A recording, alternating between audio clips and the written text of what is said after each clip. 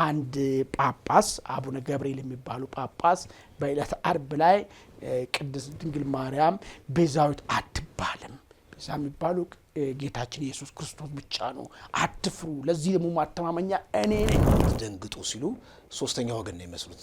ትክክለኛ በሃይማኖት ውስጥ ያሉ የሃይማኖቱ አስተማሪ ሳይሆን ልክ አንድ የፕሮቴስታንት ሰባኪ የኦርቶዶክስን ምእመን እንደሚያስተምር አይነት ስለ ልቦና አላቸው። ከዚህ በፊት ኢትዮጵያን እንግዲህ በቁሟ የጋጠ እንደው ስርቆት የሚለውም ስለማይገልጽ ማለት ነው፣ ዘረፋ ሙስና የሚለውም ነገር ስለማይገልጽ መርከብ የሚያክል ነገር ከእጁ ላይ ጠፋ። ሀገር ማለት ለህወሓታውያን ጥገት ላም ማለት ነች። በቃ ስልጣን ላይ እስካለ ድረስ የምታልባት በኢኮኖሚ የቁሰቀቀንን በደንብ አድርገህ የምታረካበት የንግስና ዘመንን እንደው ለእልፍ አላፍ ማለት ነው እየመራ የምትኖርበት አገር። እንግዲህ የህወሓትና የሻዕቢያ ጥምረት አይሏል። የሻዕቢያ ፈቀላጤ በቄጠማ ተበትኖለት ቀይ ምንጣፍ ተነጥፎለት ትግራይ ክልል ውስጥ አቀባበል ተደርጎለታል። እንግዲህ ለጌታቸው ረዳ ቫምፓየር ሆና ያሳደደች ትግራይ ለአወል ሰይድ ደግሞ በቀጤማ ሆና ተጎዝጉዛ ምንድነው በቅፋ ውስጥ ከተዋለች። ይሄ እንግዲህ ትልቅ የፖለቲካ ኢምፕሊኬሽን አለው።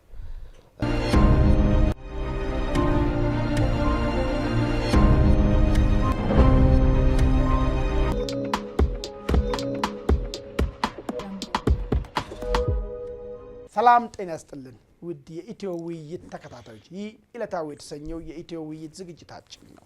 በዛሬው ዕለታዊ ዝግጅታችን የቋሚው ቅዱስ ሲኖዶስ ውሳኔ በቴሌቪዥን ጣቢያው ላይ ያስተላለፈው ውሳኔ እንደዚሁም የጀነራል ክንፌ ዳኘውን የሰሞኑን ንግግርን እና ሌሎች ትኩስ መረጃዎችን ይዘን ቀርበናል። እስከ ዝግጅታችን ፍጻሜ ከኛ ጋር ሁኑ። እንግዲህ መግቢያ ላይ ለአድማጭ ተመልካቾቻችን ለመግለጽ እንደተሞከረው ሰሞኑን በኦርቶዶክስ ቤተክርስቲያን ውስጥ አንድ ነገር ተፈጥሯል። መሰረታዊ የሃይማኖቷ መሰረት የሆነውን በተቃረነ መንገድ አንድ ጳጳስ አቡነ ገብርኤል የሚባሉ ጳጳስ በዕለተ ዓርብ ላይ ቅድስት ድንግል ማርያም ቤዛዊት አትባልም፣ ቤዛ የሚባሉ ጌታችን ኢየሱስ ክርስቶስ ብቻ ነው፣ አትፍሩ፣ ለዚህ ደግሞ ማተማመኛ እኔ ነኝ በማለት አንድ የሆነ ዝግጅት ላይ የተናገሩበት ስብከት ያሰሙትን ይህንን ደግሞ ስብከት በቀጥታ ላይቭ በሚባለው ለብዙ ህዝብ እንዲደርስ ተደርጎ ፍኖተ ጽድቅ የሚባል ቴሌቪዥን ቴሌቪዥን ጣቢያ ነው የሚባለው ስሙ ዩቲዩብ ይህንን አስተላልፎ ነበር። ይህን ተከትሎ ብዙ ውዝግቦች ተነስተዋል። ከዚህም በተለይ ቤተክርስቲያኒቱ ልጆች ይሄ ነገር እንዴት ነው ሊሆን የሚችለው? ከአስተምሮ ከቤተክርስቲያኒቱ አስተምሮ ያፈነገጠ ነው፣ እንዴት ሊፈጠር ይችላል? ይህ ነገር እርምት መሰጠት አለበት የሚል ሁሉም የራሱ መልስ ሰጥ ነበር። ዛሬ በዚህ ጉዳይ ላይ እንግዲህ ቋሚው ሲኖዶስ አስቸኳይ ስብሰባ አካሂዶ በጉዳዩ ላይ ተነጋግሯል። እንደዚሁም ምልዓቱ እንዲሟላ ለሚያዝያ 22 ቀጥሯል። ይሁንና ግን ፍኖተ ጽድቅ የሚባለውን ቴሌቪዥን ጣቢያ ማንኛውን የቤተ ክርስቲያኒቷን ዘገባ እንዳይዘግብ ከልከላ ጥሎበታል። እንግዲህ ፍኖተ ጽድቅ የሚባለው ቴሌቪዥን ጣቢያ አቶ ጸጋይ የሚባሉ ባለሀብት ነው። እንግዲህ ከዚህ በፊት ታሪካቸውን ትንሽ ወደ ኋላ መለስ አድርገን ስናየው የሆነ ዝግጅት ያዘጋጁና የሆነ ኦርቶዶክሳዊ መስል ዝግጅት፣ ነገር ግን እዛ ዝግጅት ላይ ከኦርቶዶክስ ሃይማኖት ውጪ የሆኑት አስተማሪዎች ኦርቶዶክሳዊ አለባበስ ነጠላ ለብሰው እንዲያስተምሩ፣ ከኦርቶዶክስ ሃይማኖት ውጪ የሆኑ ፕሮቴስታንት የሆኑ ሰዎች መጥቶ እንዲዘምሩበት አይን ነገሮችን እየሰሩ ነበር። በኋላ ቤተክርስቲያኒቷ አይ ነገር ምንድነው የተከናወነ ያለው ምለው ነገር ጥናት ካካሄደች በኋላ ሁሉንም ቪዲዮዎችን ይዛ ጥያቄ ስታቀርብ እኚህ ግለሰብ አዎ አጥፍቻለሁ፣ በድያለሁ፣ ተጸጽቻለሁ፣ ቪዲዮዎቹን ሁሉንም አውድም ያለው ምለው ነገር አርጎ ስተት መሆኑን ተቀብሎ ነው መልሶ ሂደቱን እንዲቀጥሉ የተደረገና ቴሌቪዥን ጣቢያም እንዲያቋቁሙ የተፈቀደላቸው። ይሁንና ግን አሁን በባለፈ እንግዲህ ይሄን የሚያክል የቤተ ክርስቲያኒቷ ትምህርት አስተምሮ ውጪ የሆነውን አስተምሮን ቀጥታ አስተላልፈዋል። አንዳንድ ሰዎች እንዳውም ሌላ ነገር እያነሱ ነው ያለው። እኚህ ግለሰብ ቀድሞም ታድሶ ነን ብሎ ራሳቸውን ዲፋይን ካረጉ ሰዎች ጋራ ከቤተ ክርስቲያኗ ወጥቶ በኋላ ደግሞ ንስሐ ተቀብሎ ተመልሶ የመጡ ናቸው። ስለዚህ አሁንም ሀሳባቸው ቤተ ክርስቲያኑ አድፍጦ ቤተ ክርስቲያኗን የመወርወር ተግባር ለመፈጸም ያቀዱ የጠላት ተላላኪ ናቸው የሚሉ ሰዎች አሉ። ሰማነው በማህበራዊ ሚዲያዎች ላይ ማለት ነው። እንዲሁ የተለያየ ቦታዎች ላይ የሚገለጹ ነገሮች ስናነሳ እኚህ ግለሰብ ዋነኛ ዓላማቸው ከቤተ ክርስቲያኗ እንደ ሌሎቹ ተለይቶ በመሄድ ፋንታ ቤተ ክርስቲያኗ ውስጥ ሆኖ ውስጧን እየቦረቦሩና ከጀርባ ለመውጋት ያቀዱ ግለሰብ ናቸው የሚል ነገር ነው። አሁን የባለፈውን ተግባር ስታይ እውነት የሚያስመስል ነገር ይመጣል። እንግዲህ አቡነ ገብርኤል ለምን ይህን ነገር ተናገሩ? ቋሚ ሲኖዶሱ በኋላ የሚያወጣው መግለጫ እንሰማለን። ምንድነው ብሎ ነገር እንሰማለን። ግን በሚዲያው ዳይሬክሽን ስታይ ልክ ከዚህ በፊት ማስጠንቀቂያ የተሰጣቸው ነገር ፕሮቴስታንታዊ ሃይማኖት ተከታይ የሆኑ ሰዎችን ነጠላ እያስለበሱ እያመጡ እያሰበኩ ይሄ አይሆንም። ኦርቶዶክስ ከሆነ ኦርቶዶክስ ነው የሚሰብከው። ፕሮቴስታንት መድረክ ላይ ኦርቶዶክስ እንደማይሰብክ ሁሉ የኦርቶዶክስ መድረክ ላይም ፕሮቴስታንት አይሰብክም። እንትኑ የተለያየ ስለሆነ ማለት መቀላቀል አይገባም የሚል ነገር ነው ተነሳ። ግን ለምን እንደዚህ አይነት ነገሮች መቀላቀል እንደተፈለገ እንግዲህ እሱን እንደመነሻ አድርጎ ነው እኚህ ግለሰብ የቡርቦራ ስራ ላይ የተከናወኑ ተሳትፎ ነው የሚገኙት የሚል ነገር የመጣው ነገር ማለት ነው። እንግዲህ ውሳኔዎቹ የዛሬ ውሳኔ የቴሌቪዥን ጣቢያ ምንም አይነት የቤተ ክርስቲያኗ ዘገባ እንዳይፈጽም ውድ አድማጭ ተመልካቾቻችን ምናልባት ለነሱ ማሳብ እንስጥና ወደ አንተ ይመጣለሁ። ይሄ የተፈጠረው ቤተ ክርስቲያኗ ውስጥ የተፈጠረው ከዚህ ቴሌቪዥን ጣቢያና ከአቡነ ገብርኤል ጋር ተያይዞ እንግዲህ ቋሚው ሲኖዶስ ዛሬ ባካሄደው ውይይት ምንቱን ሚዲያውን ቆርጦታል። ካሁን በኋላ ስለ ቤተ ክርስቲያኗ ጉዳይ እንዳዘግብ ተብሎ የተሰጠውን ፍቃድ ቀምቶታል። የአቡነ ገብርኤል ጉዳይ ምን ይሆናል የሚለው ወደፊት እንሰማለን። እስቲ እናንተም በዚህ አጋጣሚ በተለይ ፍኖተ ጽድቅ የሚባለው ሚዲያን በተመለከተ ምንድነው ያላችሁ ግንዛቤ በዚሁ ሀሳብ መስጫ ላይ እንድታስቀምጡልን እየጠየቅን እንግዲህ ይህንን ሚዲያም ሰብስክራይብ እያደረጋችሁ ላይክ እንድታደርጉ እየጠየቅናችሁ ቀጥታ ደረስ ወደ አንተ ልምጣና እዚህ ላይ እስቲ ትንሽ ሀሳብ ጨምርበትና እንቀጥላለን። እሺ አማን በጣም አመሰግናለሁ። እንግዲህ አጀንዳ ይህን 3 ቀን ይህን 4 ቀን ማህበራዊ ሚዲያ ላይ በጣም የተሸራሸረ መነጋገሪያ ሆኖ ነበረ፣ እየተቀባበለ ነበረ። መረጃው ላይ የተለያዩ ወገኖች የራሳቸውን ሀሳብ ሲሰጡ ነበረ። እንግዲህ ብፁዕ ምንድነው አቡነ ገብርኤል ያን ሀሳብ በሚያስተላልፉበት ጊዜ አንደኛ የተጠቀሟቸው ቃላቶች ለምሳሌ አትደንግጡ ሲሉ ሶስተኛ ወገን ነው የሚመስሉት። ትክክለኛ በሃይማኖት ውስጥ ያሉ የሃይማኖቱ አስተማሪ ሳይሆን ልክ አንድ የፕሮቴስታንት ሰባኪ የኦርቶዶክስን ምእመን እንደሚያስተምር አይነት ስለልቦና አላቸው ብለው ሲተቿቸው ተመልክተናል። ሌላ ደግሞ የተጠቀሙበት ኤክስፕሬሽን ቤዛዊት የሚለው ኮንሴፕት ወርድ እንግዲህ ቃሉ ከግዕዝ ነው የመጣውና እዛ ላይ የተገለጹት ቃላትና እርሳቸው የተጠቀሙበት አንድ አይደለም። በኦርቶዶክስ ደረጃ እንግዲህ ማርያምን ልክ እንደ ክርስቶስ ተሰቅላ የሰው ልጅን አዳነች የሚል አስተምሮት የለም። እርሳቸው ግን በዛ ኮንቴክስት ነው ሲገልጹ የነበረው እና ከበስተጀርባቸው የሆነ ተልእኮ አለ ብለው ሲተቿቸው አይተናል። ለእምነቱ ቅርበት ያላቸው ወገኖች እንግዲህ አሁን ኦርቶዶክስና ካቶሊክ አሁን የሚለያዩበት አሁን ካቶሊክ ውስጥ እነዚህ ጳጳስ ወይም ፓትሪያርኩ ኢንፋለብል ነው ይባላል። በቃ አይሳሳትም። ስለዚህ ዋናው ይሄ ፓትሪያርኩ ወይም ጳጳሱ ኢንፋለብል ነው። እሱን መተቸት አችልም ወይም ደግሞ ማውገዝም አችልም። ኦርቶዶክስ ደግሞ ዘሪቨርስ ነው። ኢንፋለብል ቸርች ነች። ኦቶሪቲው የቸርች ነው።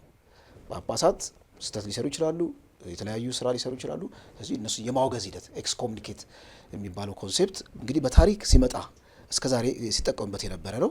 እንደውም አንድ ኤርሊ ቸርች ሂስትሪ ላይ የሚጠቀሰው ምንድነው ኒስጥሮስ የሚባል ፓትሪያርክ ማርያምን ወላዲተ ሰብ ነች እንጂ ወላዲተ አምላክ አትባልም ብሎ ይሄ የኑፋቄ ትምህርት ሲያስተምር ነበርና ወዲያው እሱን ለማውገዝ እንግዲህ ቸርች የራሷን ኦቶሪቲ ተጠቅማ በቀላሉ ይሄን በፓትሪያርክ ደረጃ አይደለም በጳጳስ ደረጃ ሳይሆን በፓትሪያርክ ደረጃ እንኳን መወገዝ ይችላል እና የቸርች ኦቶሪቲ እስካለ ድረስ እንደዚህ አይነት ነገሮች ዘመናትን የሚሻገሩ ነገር ናቸው እና እንዳልከው ቸርች ፖለቲክስ አሁን ተመልክተናል። በዚህ በአራት በአምስት ቀናት ውስጥ ቸርች ፖለቲክስ በኦርቶዶክስና ኦርቶዶክስን የሚጻረሩ ሌሎች እምነቶች ይህንን አጋጣሚ በመጠቀም ማህበራዊ ሚዲያውን ወጥረውት ነበረ። በዩቲዩብም በዚህም ስትመለከት ዞሮ ዞሮ በጣም ቅርጽ ያለው ተቋማዊ የሆነው ሽግግር ለሺህ ዘመናት በጣም ዌል ስትራክቸርድ የሆነ ኢንስቲትዩሽን ስላላት ቤተክርስቲያኗ ይሄ ነገር ሃንድል ማድረግ በጣም ቀላል ነው ኦርቶዶክስ ማለት። አዎ መልካም እንግዲህ ለአንድ ቤተክርስቲያን እንደዚህ አይነት ነገር ሲቀርብ ሲያጋጥም ያው ፈተና ተብሎ ነው የሚወሰደው። እንዳው እንደ አንድ አማኝም ቤተክርስቲያኗ ጋር ቅርበት ያላቸው ምናልባት ይህን ፕሮግራም የሚያዳምጡ ሰዎች እንደዚህ አይነት ተደጋጋሚ ፈተናዎች ለምንድን ነው የሚፈጠሩት ምለውን ነገርና ምን ቢደረግስ ቤተክርስቲያን ከእንደዚህ አይነት አደጋዎች ራሷን መታደግ ትችላለች የሚለው ጉዳይ ላይ ምናልባት ሀሳባቸውን ቢሰጡን ጠቃሚ ነው በሚለው ነገር ወደሚቀጥለው አጀንዳችን ብንሄድ የተሻለ ነገር ይሆናል። እንግዲህ የሚቀጥለው አጀንዳ ከዚህ በፊት ኢትዮጵያን እንግዲህ በቁሟ የጋጠ እንደው ስርቆት የሚለውም ስለማይገልጽ ማለት ነው ዘረፋ ሙስና የሚለውም ነገር ስለማይገልጽ መርከብ የሚያክል ነገር ከእጁ ላይ ጠፋ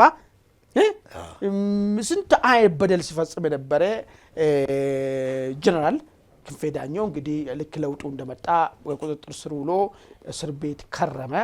ከእስር ቤት ደግሞ ያው ባለፈ ተፈታ። አሁን ደግሞ ሰሞኑን እንግዲህ የሆነ ሚዲያ ላይ ወጥቶ ኢትዮጵያዊነትን በሽታ ነው የሚል ሀሳብ ይዞ መጣ። እንዴት ነው አንድ ግለሰብ ወለዛው ማንዲ ሆነ በሆነ ዘመን ላይ ትልቅ አገርቷ መሪ ላይ ሆኖ እቺን አገር ሲመራ የነበረ ሰው ሲመራት የነበረውን አገርና የአገሩን ስሜት ኢትዮጵያዊነት የሚባለው የጋራ ወል ስሜቱን በሽታ ነው ጋንግሪን ነው መቆረጥ መጣል አለበት። በሽታ እንግዲህ ወይ ይፈወሳል ወይ ይገላል አይደል? ወይ ይፈወሳል አለዛ ደግሞ ይገላል ማለት ነው። ስለዚህ ገዳይ ነች በአንድ በኩል ወይ ደግሞ ሲሪየስ የሆነ ሕክምና ያስፈልገዋል። ኢትዮጵያዊነት ስታከም ምንድን ነው የሚሆነው? ብሔር፣ ክልል፣ አገር ትግራይ፣ ኦሮሚያ፣ አማራ ምናምን ነው የምንሆነው። ምን ሲሆን እንዴት ሲሆን ነው ጤናማ አገር ሊሆን የሚችለው የሚለው ነገር እንደው ምንድነው ከዚህ ንግግር ጀርባ? ይሄ ባይዘው የተደጋጋሚ ነው። አንድ አባ ሰረቀ የሚባሉ ከዚህ በፊት ኢትዮጵያዊነት ጋለሞታ ነች፣ ኢትዮጵያ ጋለሞታ ነች፣ ኤልዛቤል ነች እንደዛ እስከማለት ድረስ ደረሰው ነገርና ይሄ ተመሳሳይ አይነት ንግግር ከአንድ አካባቢ ነው የሚነሳው። ምንድነው ከእንደዚህ አይነት ንግግር ጀርባ ያለው ፍላጎት? እንደዚህ አይነት ንግግር አገላለጽስ ምንድነው? እንደው በሌላ ሀገር ላይ ሊደረግ ይችላል ወይ? ይሄስ ሀገር ክደት አይደለም ወይ? ማንም ብድግ ብሎ እኔ ኢትዮጵያዊ ነኝ ብዬ በኩራት ዜግነቴን ያስኩትን ነገር ህመም ነው በሽታ ነው ስለኝ እኔ ያመኛል ልንገሬና ማለት ነው ይነዝረኛል። እንደዚህ አይነት ነገር ሀገር ክደትስ ሽብርስ አይደለም ወይ? ያንዳንዱ ሰው ቤት ውስጥ በዚህ ደረጃ በማውን ንግግር የሚነገረው ነገር እስከ መቼ ድረስ ነው የምንታገሰው? እንደዚህ አይነት ንግግር ምንድነው እስቲ ተሰማ ነገር አሳ እሺ እንግዲህ ጀነራል ክንፈ ብቻ ሳይሆን ከዚህ ቀደምም ጀነራል ተክለ ብርሃን የዚህ ኢንሳ ዳይሬክተር የነበሩት አማርኛ በመማር ይቆጨኛል ብለው ነበር። እና አሁን ይሄን ነገር ለመረዳት የህወሓትን መዝገበ ቃላት ገለጥ ማድረግ ነው። በህወሓት መዝገበ ቃላት ሀገር ማለት እንዴት ነች? በህወሓት መዝገበ ቃላት አማካኝነት ወይም የህወሓት መዝገበ ቃላት እንዴት ነው ሀገር እንዲፋይን የሚያደርገው? ህወሓት እኮ የራሱ መዝገበ ቃላት አለው። በነገራችን ላይ ሀገር ማለት ለህወሓታውያን ጥገት ላም ማለት ነች። በቃ ስልጣን ላይ እስካለ ድረስ የምታልባት በኢኮኖሚ የቁሰቀቀንን በደንብ አድርገህ የምታረካበት የንግስና ዘመንን ለእልፍ አላፍ ማለት ነው እየመራ የምትኖርበት ሀገር ወይም መንበር ብለው ዲፋይን ያደርጉታል። እና አብዛኛው ጊዜ ከስልጣን የተገፉት ህወሓታውያን የሚናገሩት ቃል እጅግ በጣም ቶክሲክ ነው። ሀገርን የሚያንኳስስ፣ ኢትዮጵያዊነትን የሚያጣጥል፣ ብሔረሰብን የሚያጣጥል በጣም እጅግ በጣም ዘግናኝ የሆኑ ቃላቶችን ነው የሚተኩሱት። ይሄ ከምን መነጨ ብትለኝ የስነ ልቦና ቀውስ ነው እና ቴራፒ ነው። በነገራችን ላይ እነዚህ አሁን ወርድ ቴራፒ ነው። አሁን ክንፈ ዳኘው ይሄ ነገር ሲናገር ቴራፒ ነው፣ ለራሱ ቴራፒ የሰጠ ነው። ሳይኮሎጂካሊ ከባድ ህመም አለባቸው። እነዚህ ሰዎች ንጉስ ነበሩ፣ ንግስና ላይ ነበሩ። በስራቸው በጣም ሺህ ሰራተኞችን የሚያስተዳድሩ የፈለጋቸውን ሀብት በፈለጋቸው ሀብት ላይ የፈለጋቸውን ነገር ማድረግ የሚችሉ አዛዥ ናዛዥ የነበሩ ግለሰቦች እና ባለስልጣናት አሁን ተራ አልባሌ ግለሰብ ሆነው የሆነ ስርቻ ውስጥ ተወሽቀው እነዚህ ግለሰቦች የተፈጠረባቸው ስነ ልቦናዊ ቀውስ ታውቀዋል። እና ሰልፍ ቴራፒ ነው፣ በቴራፒ መልክ የሚወሰድ ነው። ልክ ኢትዮጵያን ባቋሸሽ ቁጥር ሳይኮሎጂካሊ የሚሰማ ዲፕ ፔን እንደ ማከም ይቆጠራል። አብዛኛውን ህወሓታውያን ሴትም ማለት ምንድነው ስልጣን ላይ የነበሩትም ያልነበሩትም ሁሉም የሚናገሩት ቋንቋ አንድ አይነት ነው። ከነ ዳንኤል ብርሃኔ ጀምረህ ከነ ስታሊን ጀምረህ እስከነ ክንፈ ዳኘው ድረስ ኢትዮጵያ በተመለከተ የሚያስተጋቡት ትርክት ወይም ንግግር በአብዛኛው ጊዜ የውስጣቸውን ህመም የሚያጋልጥ ነው እና ክንፈ ዳኘው እውነት ነው ንግስና ላይ ነበሩ። ያው ኢትኒክ አፓርታይድ ወይም ደግሞ ኦሊጋርኪክ ሲስተም ነበር አለ የሆነ ኦሊጋርኪክ ሲስተም ነበር። የሆነ ቡድን የናጠጠ ሀብታም ነው ምንም ነገር መስራት ይችላል። ሌላው ደግሞ የበይ ተመልካች ነበር እና ይህንን የኦሊጋርኪው አካል የነበረን ግለሰብ ተራ አልባሌ ግለሰብ በምታደርግበት ጊዜ ከዛ ግለሰብ ምናልባት ወደ ሃይማኖት ተጠግቶ ንስሐ ገብቶ የቅድስና ህይወት ካልጀመረ በስተቀር በዓለማዊ ህይወት እየኖረ ከዚህ ሰውዬ ጭንቅላት የሚመነጨው ቃላት ወይም ደግሞ ሀሳብ ጤናማ ነው ብለን መጠበቅ የለብን እና ከህመም የመነጨ ነው። እንግዲህ ኢትዮጵያን ልክ በነገራችን ላይ ኢትዮጵያ ላይ ሲምቦሊክ ሪቬንጅ ማለት እንችላለን። ምንድነው ተምሳሌታዊ በቀል ነው። ኢትዮጵያን ባንቋሽሽ ቁጥር ከስልጣን የገፈፏቸውን ከስልጣን ያላቸውን የሆነ ማህበረሰብ እንደ መምታት ነው የሚቆጥሩት እና ሲምቦሊክ የሆነ ሪቬንጅ ነው። ምናልባት እኔ ሁለት ነገር ላንሳስ እሱ ትንሽ እንትናረገውና ምናልባት ምንም ወደ ስልጣን መመለስ እንደማይችሉ ጉድጓዱ እንደራቃቸው ስለገባቸው የሚናገሩት ንግግር ነው ብለን እንኳን ብንወስዶ በአንድ በኩል ይሄ ተስፋ መቁረጥ መሸነፍ የተሸነፈ ሰው ብዙ ነገር ይናገራል። መልሶ ወደ ስልጣን እንደማይመለስም ያረጋገጠ ሰው የነበረውን ነገር ሁሉ አውጋዥ ይሆናል። ከዛ አንፃር ነው ብለን እንኳን አንድ ነገር ልናይ እንችላለን። ሌላኛው ነገር ግን እነዚህ ሰዎች እንግዲህ ኢትዮጵያ ሉክ እነሱ ፍሬም ባረጓል ልክ ነው ያለችው አይደል እንዴ? አሁን ያለው ኢትዮጵያ እኮ እነሱ አባወጡት ህገ መንግስት ነው አይደል እየተዳደረ ያለ ነው። ብሔር ብሔረሰብ ይቅደም ኢትዮጵያ ደግሞ ወደ ኋላ ትሆን ኢትዮጵያዊነት ሁለተኛው ነው። ብሔር አንደኝነት ሆኖ እንዲኖርበት የሰሩት ስትራክቸር እኮ ነው። አሁን ራሳቸው የሰሩትን ስትራክቸር ነው በሽታ ነው ካንሰር ነው እያሉ ያለው ማለት ነው። ኦኬ አሁን ያለው ኢትዮጵያዊነት ካንሰር ከሆነ ካንሰር ነው፣ ግን ዋናው የካንሰሩ ሴል ግን እነሱ መሆናቸው ነው ወይ ለዚህ ነገር ውስጥ ኢትዮጵያን የከተቷት ማለት ነው። እሱ ሳይሆን ግን ምን አስበው ነው? ምንድነው ከዚህ ጀርባ ያለው? እንግዲህ ኢትዮጵያዊነት ህመም ነው ካልክ ኦኬ ከዚህ ህመም መውጣት ነው መፈወስ ነው። በህመሙ ልሙት አትልም። አገር ለመመስረት ታስበው ነው ወይ? ነፃ አውጪነት እንትን ውስጥ ልክ ከዚህ በፊት ብሎ መጥቶ መጨረሻ ላይ ወደ ኢትዮጵያ መሪነት የመጡበት አይጫውታ ውስጥ ሊገቡ አስበው ነው ወይ መልሶ? ወይስ ምንድነው የአገር አጋዚያን የሚሉት ነገር አለ አይደል? አገር አጋዚያን እሷ እንኳን አሁን ደብዝዛለች። እንደዛ እያሰቡ ነው ወይስ ምንድነው?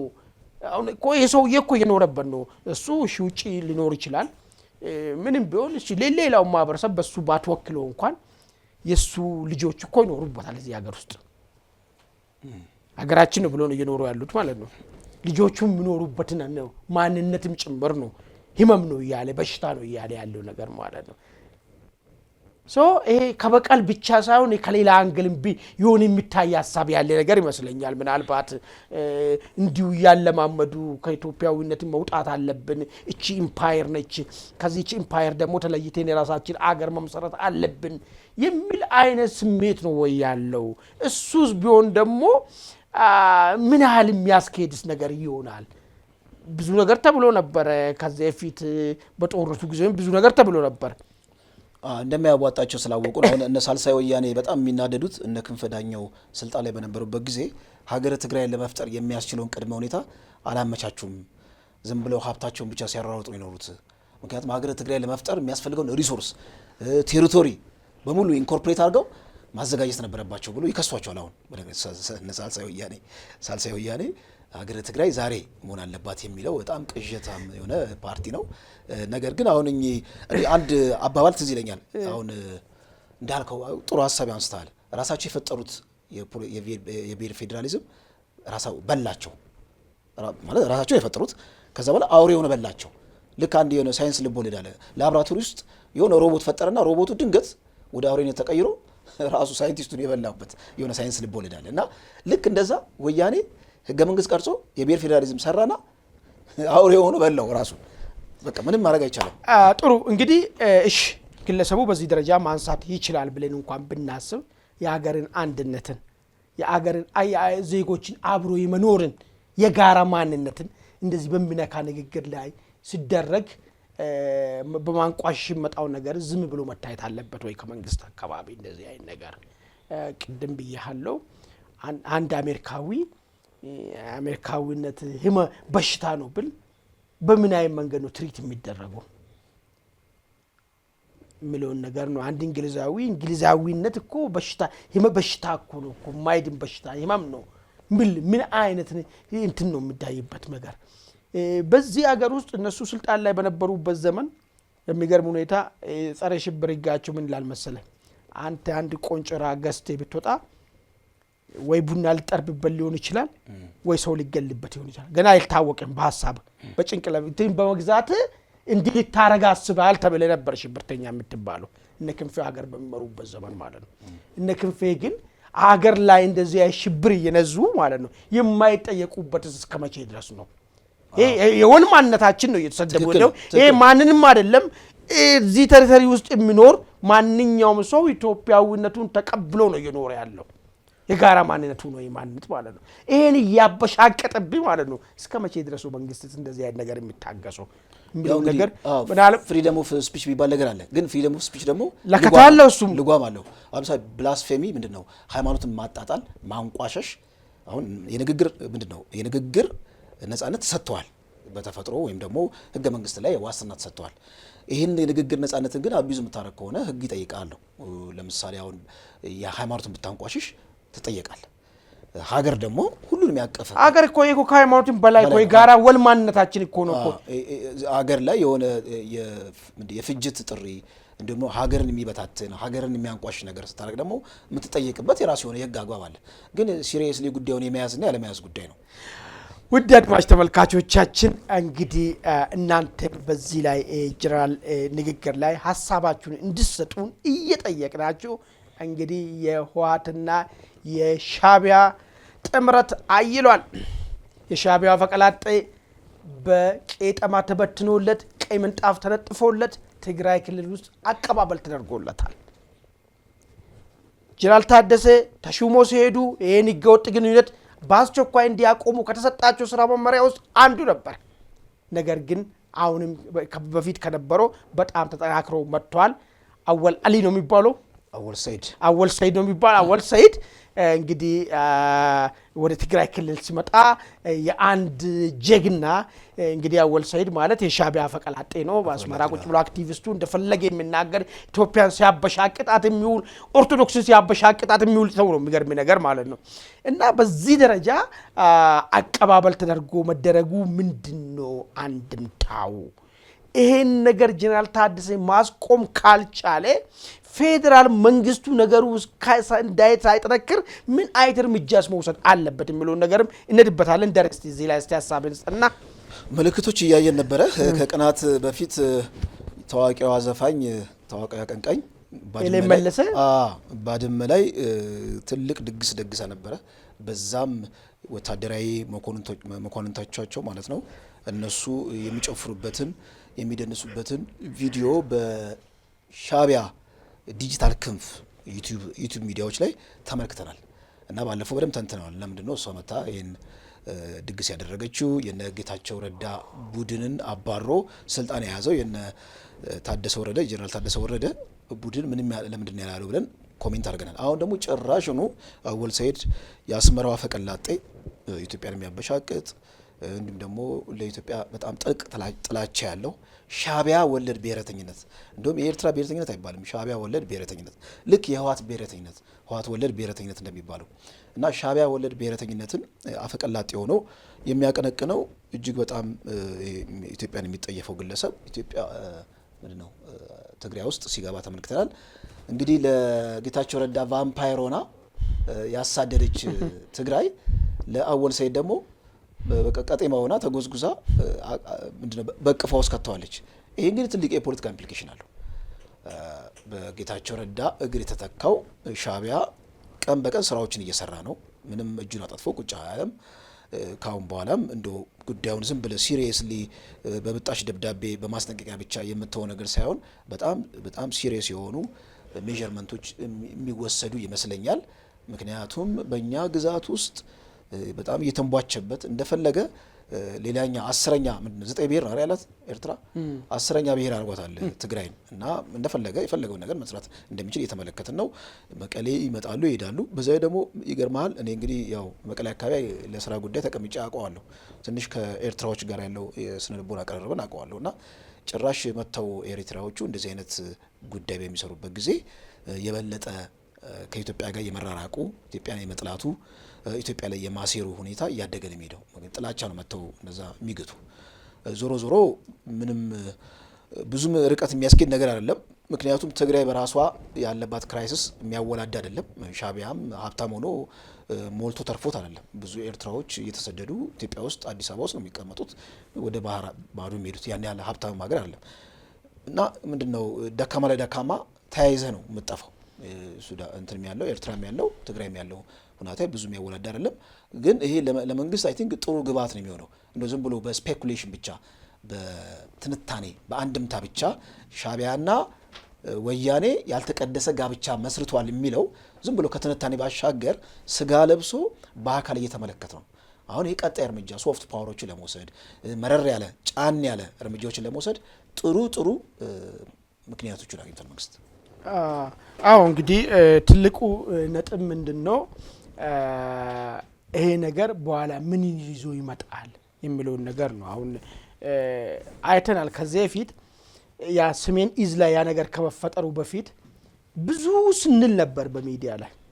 መጨረሻ ላይ የሆነው ያን ዋጋ ከፈል ነው። አሁንም ነገም ሌላ ዋጋ ከመክፈሏችን በፊት ይሄ ዝም ብሎ አይደለም እየተደረገ አይደለም፣ ወይ ደግሞ እንደ ቀልድ ነገር ወኔ ገጠመኝም አይደለም።